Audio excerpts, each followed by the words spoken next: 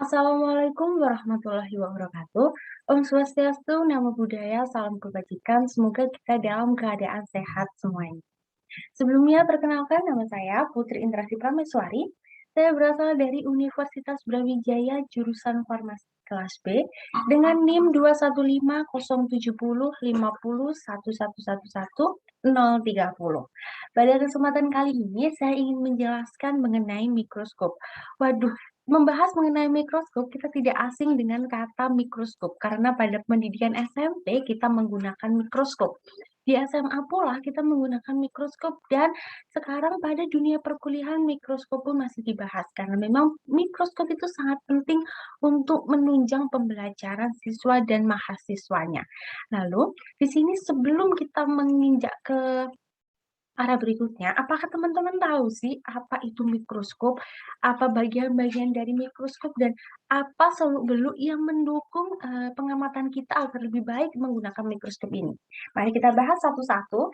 Yang pertama saya akan membahas tentang apa fungsi dari mikroskop.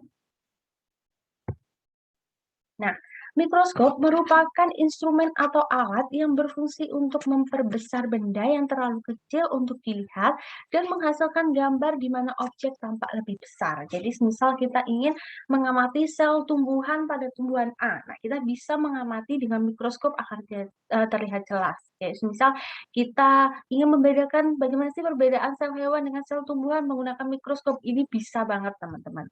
Lalu kita tidak mungkin dong praktikum dengan mikroskop tanpa tahu apa sih bagian-bagian mikroskop, apa sih yang harus saya lakukan agar saya dapat mengamati sel dengan baik. Oleh karena kita harus memahami bagian-bagian dari mikroskop.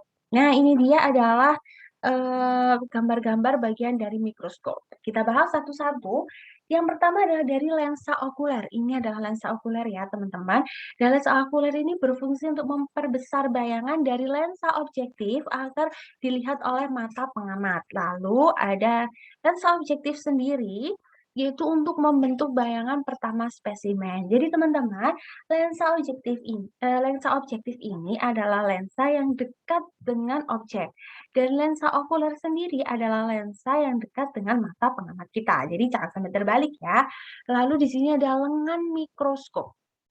Lengan mikroskop ini berfungsi sebagai pegangan saat kita memindahkan mikroskop. Nah, teman-teman, saya akan memberitahu bagaimana cara memegang mikroskop dengan benar. Mikroskop dipegang bukan di lengannya saja atau bukan di bawahnya saja, tetapi mikroskop dipegang dengan menggunakan dua tangan. Tangan yang pertama memegang pada bagian ini lengan mikroskopnya, dan tangan kedua itu kita memegang bagian bawah mikroskopnya.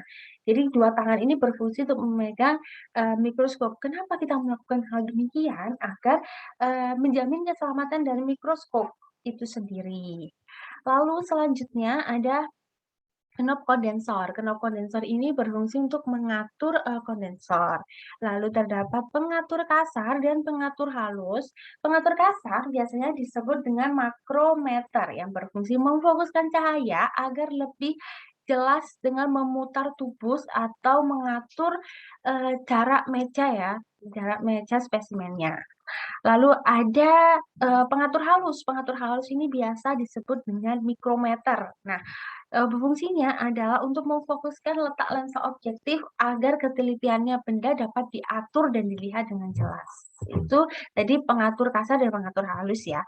Lalu kita geser ke sebelah kanan kita, ada namanya nose piece atau bisa kita sebutnya revolver. Nah, ini tuh untuk 4 lensa objektif dipasang dan mengubah besaran-besaran lensa objektif.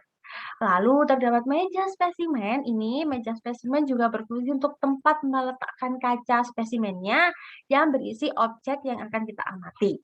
Lalu kita bergeser ke bawah, ada kondensor. Kondensor ini untuk memfokuskan sumber cahaya. Lalu ada rosette. Rosette itu untuk mengatur intensitas cahaya.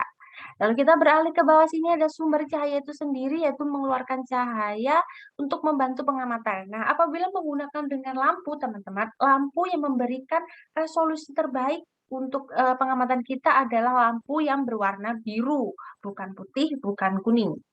Lalu ada tombol on off, yaitu untuk menyalakan dan mematikan mikroskop. Lalu ada kaki mikroskop sendiri, yaitu untuk bagian bawah yang kita angkat tadi, dan sebagai penyangga badan mikroskop.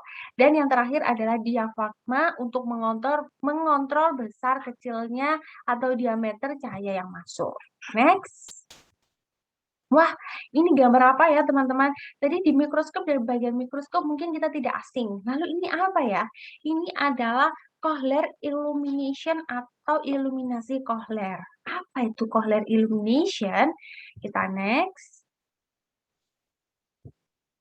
Kochlear illumination merupakan metode pencahayaan spesimen untuk mentransmisikan atau merefleksikan cahaya pada mikroskop optis. Tujuan dari teknik ini yaitu menyamaratakan pencahayaan pada sampel dan memastikan gambar dari sumber cahaya atau lampu tidak muncul dari hasil gambar yang didapatkan. Jadi bahasa gampangnya adalah mempermudah atau memperjelas resolusi gambar yang kita dapat pada pengamatan tersebut. Lalu bagaimana sih cara kita menerapkan Kochlear illumination ini? Ada beberapa cara yang bisa kita lakukan untuk mendapatkan pengamatan dengan resolusi yang terbaik.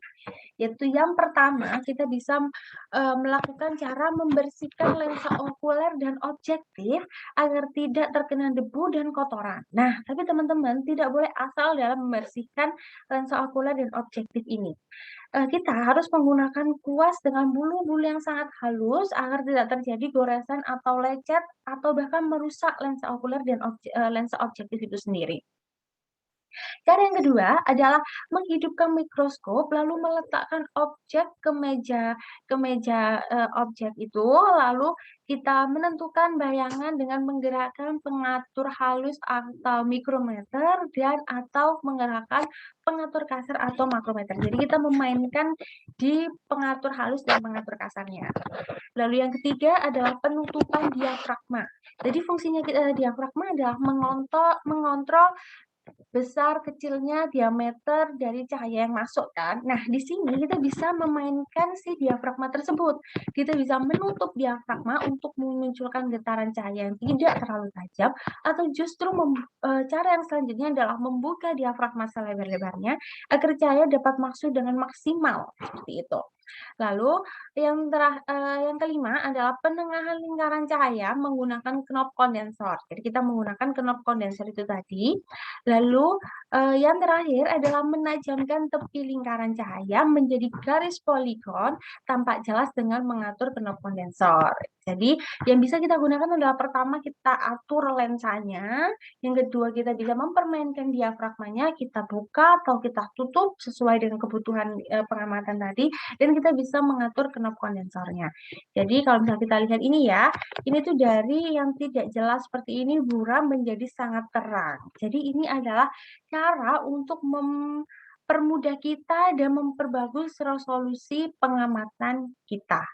Nah, itu saja dapat saya sampaikan mengenai apa itu mikroskop, apa bagian-bagian mikroskop, dan iluminasi Kochlear yang perlu kita tahu sebagai cara untuk memperbagus dan memperjelas resolusi kita yang sangat-sangat dibutuhkan dalam pengamatan. Sekian yang dapat saya sampaikan. Mohon maaf bila ada kesalahan. Sekian, terima kasih. Wassalamualaikum warahmatullahi wabarakatuh.